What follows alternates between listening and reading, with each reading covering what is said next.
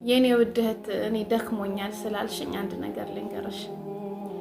የሆነ ጊዜ ሱብሃንአላህ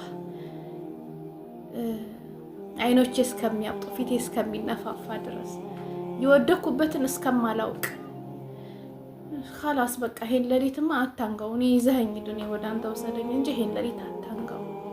እጅግ በጣም ሸክማቸው የከበደ ቀናቶች የከበደ ጊዜያቶች ያልፋሉ ብዬ አላሰብኳቸውም። ባመንሹም ትከጃለሽ፣ ያለሽ ይርቅሻል፣ ያሹ ይበተናል።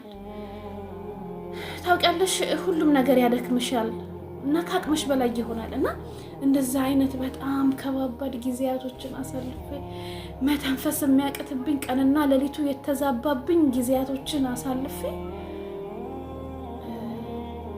እኔ ምንም ነገር ሳላረግ አላህ ታሪክሽን ይቀይረዋል።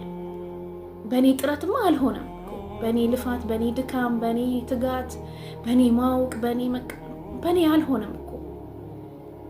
ግን ያ አላህ ከዛ በኋላ እነዛ ጊዜያቶች ካለፉ በኋላ የሚመጣ ማንኛውም መከራ ቢመጣ ኢላሂ እዛ መከራ ውስጥ አልገባም አላህ ከኔ ጋር ቢሆን እንጂ ምትይበት ጊዜ ይመጣል። ሁላችንም በህይወታችን ይሄን አልፈነዋል ብዬ አስባለሁ።